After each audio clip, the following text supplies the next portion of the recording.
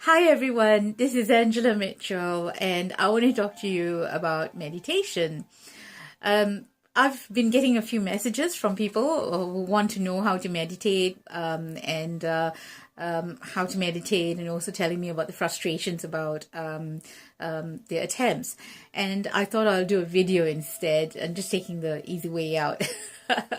Anyway, you know what? I think it's always nice to listen to someone rather than to have to read stuff all the time. And for me, because I'm always writing, it's a pleasure to be able to connect with you this way. It also allows me to get over my shyness over doing videos, and I think some of you know my journey with this. Yes, so meditation is essentially really simple, and I can tell you this because I've been doing it since I was a child, and I was born into a very spiritual family, and both my parents meditated, did yoga. My father particularly was very much into yoga, and he was very interested in spiritual, spiritual matters. So I was, as a young child, being the youngest and having an age gap between my brother and sister, it meant that I was dragged into, everywhere by my parents. 6 a.m. flight to welcome a spiritual guru, or a big meditation camp with a yogi. I mean, I was taken everywhere, and Kriya Yoga, Raja Yoga, everything. Okay, and so I was. And as young children, you try to replicate what your parents are doing. You just do it, don't you? You just don't understand it, but you just do it. And so it's been part of my life. And now I guess when my teens and my 20s, I didn't really appreciate it because I didn't have the time. I thought that was too Indian, too cultural, tradition and things like that. But now, I guess, like with age and being a little bit wiser, I totally appreciate it, and I take a lot of learning lessons from that time. So what I try to do is I try to take things that are very complex and make it simple, because it needs to work for me. So with meditation, essentially, I create a sacred space for myself, and I'm very lucky to have my therapy room. But before I had this room, I used to just meditate in bed, or in the bedroom, either lying down or just sat on the edge of the bed. Tell my husband, don't bother me for half an hour, please. I'm just going to meditate. I'll put on some earphones, noise isolating earphones, and put on some music or chant, whatever, and I would just let myself go. Now, these days, what I do is I really, really like lighting incense and a candle, because the incense clears the energy in the room. And also, if you choose the right type of incense that kind of resonates with you, for me, I have sage at the moment. I also like jasmine, sandalwood, frankincense, and nang champa. So all of this, I'm an incense junkie. I mean, if you come to my therapy room, you see how much I have. So I burn incense almost the whole day, all the time. But particularly when I'm meditating, I find that very, very calming, and it's just not, it just changes the energy in the room. You can use an incense cone, you can use incense, you can use essential oils if you want. See, like lavender, for example, will kind of calm you down as well. Frankincense, you can get frankincense in essential oils. And then you can light a candle, you can a tea light in a Himalayan salt lamp, or maybe you can combine the two by lighting a candle with a scented candle like jasmine, or just something that's really, really nice and soft, not going to take over your senses while you're meditating. And I tend to have my huge Himalayan salt lamp on, because just that orange glow, just beautiful, just just beautiful energy. So create that space for yourself. Make sure you're not disturbed, at least for 15-20 minutes, 30 minutes, however long you want to be there. And you can sit cross-legged on the floor if you want. I can't do it because I'm too fat. I got fat legs. I'll get cramps after 2 minutes. Or you can just sit in a chair like I am right now, and that's how I meditate. You just sit down, create that space for yourself, sit down. And there are different ways to meditate, in the sense that you can listen to chants like Om chants. Om chants are very, very powerful. And I'm going to put a link to a YouTube link to my channel, where I have suggestions for meditation music. And I think this is Om meditation with temple bells. And that is such a powerful meditation that just puts me in the zone straight away, because if you almost feel like the temple bells are in your head, and every time they ring, it's like it takes you an extra level further inside into your consciousness, and it's so beautiful. I do that regularly. That's one of my absolute favorite meditation. Now, I know that it's not for everyone, because I've used it in my meditation classes before, and some people didn't really resonate with it.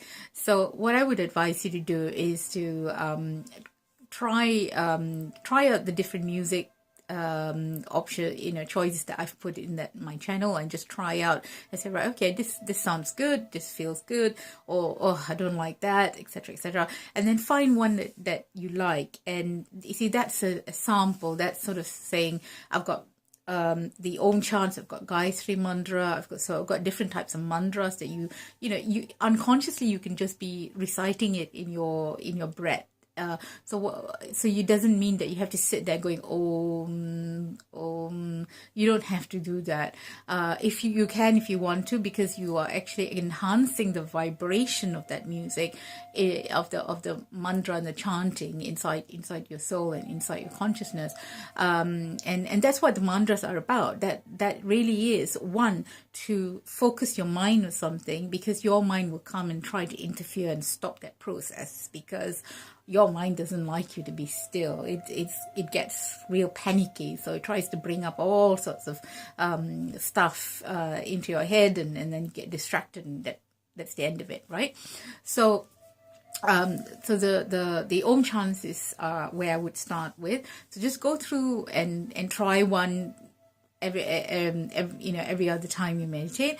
And if you like something, then you can search on YouTube. There's so much free music on YouTube, and people like the Dayan Guru, the guy who does the Om temples, for example. I mean, he does it for free, and he's such a wonderful, so much work and effort goes into it, and I just want to spread that word, because he's fantastic. I love him. And he's got a YouTube channel with hundreds of free videos and music and stuff. So please explore. So music, and use a noise isolating earphone, because you see, when you feel the music, listening to music, you also want to feel the vibration of it. So listen to the vibration of that music, and just breathe in and breathe out, breathe in and breathe out. You can do that. Breathe in at a count of 3, for example, 2, 3. Hold it for count of 1, 2, 3, 4, and then release in a count of 1, 2, 3, 4, 5. So 3 in, hold for 4, release in 5. So the longer you hold your breath in, you're actually keeping as much oxygen as you can, and that's good for the body and good for the mind. And then release. Breathing exercises as well strengthens your lungs. So there's a lot of not just mental benefits of meditation, but also health benefits. So you can, breathing the count helps your mind again to take the focus away from your mind, so your mind's got something to do. And then you can Also just listen to the music, listen to the words, listen, let that music just take you away somewhere else, just be mindless. That's the best way to put it. Just mindless, less mind, more body. So yes, and you can do it for what, 5 minutes, 10 minutes. You can start for 5 minutes, increase it to 10 minutes, and then go on to another 15 minutes. And if you really want, then put the intent, then do it for 30 minutes. Now, I sometimes it's 15 to 30 minutes for me. But sometimes, I just get to a point where that's it. Yeah, that's all I need. It might be 15 minutes. I'm like, I have such a calm, gentle feeling, and I feel like, yeah, this is enough. This is where I want to be. This is a zone that I want to be. And then I'll go, all right, okay, it feels good. So I'm going to wake up now. I'm going to open my eyes. So I don't have to say, like, oh my God, it's going to be 30 minutes all the time, 15 minutes. No, allow your body, allow your intuition to guide you, to say, right, okay, I'm feeling good now. This is where I wanted to be when I was thinking about meditation. So let go. Intention. Some people sometimes say to me, it's like, yeah, I want to meditate so I can connect with Archangel Michael. Oh yes, I want to meditate to connect with my spirit guides. Can you tell me how? Or I want to speak to my dad.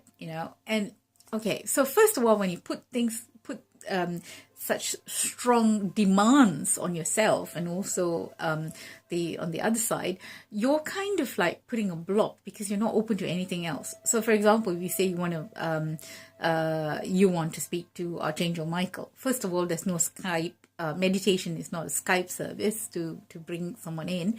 And secondly, what if Angel Raphael decides to pop in? You're like, yeah, no, that's, so you're kind of saying no to everybody else.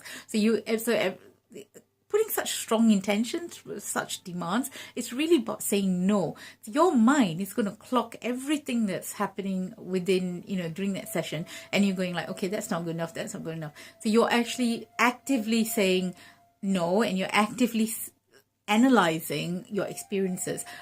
Just let go and put the intention. The only intention you want to put into learning to meditate and to meditate is to relax and to feel, to connect with your intuition, connect with your inner sat-nav, because this is the only time that your true higher self, your soul, whatever you want to call it, is able to speak to you, to connect with you. But it's also the only time that you're going to be able to relax your mind and your body.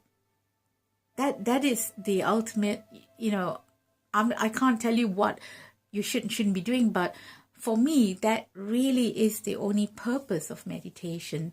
To be in that zone, to be relaxed, to be calm, to help you de-stress, and to just be in that beautiful, beautiful, gentle zone. And if anything comes, if you aspire to have spiritual experiences, then that will come in time. But be patient. Don't make demands of spirit world. Don't make demands of angels, because you can ask them to come forward and join you. See, that's a different way. It's a language. It's communication. Saying, if you want to come and join me in this meditation, please do. I welcome you. I welcome spirit people.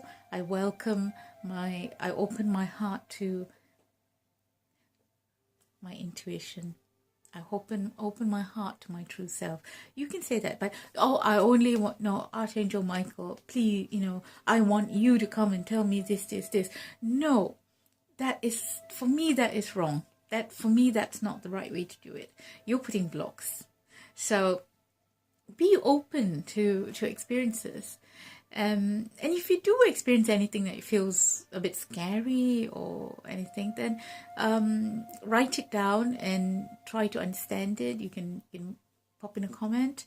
Do understand that because you are, for perhaps the only time in that day, you're relaxed and you're not busy, not thinking, you're there are people, that there are beings that want to, angels and spirits and so on, who might want to reach out and communicate with you, and that's not a bad thing, is it?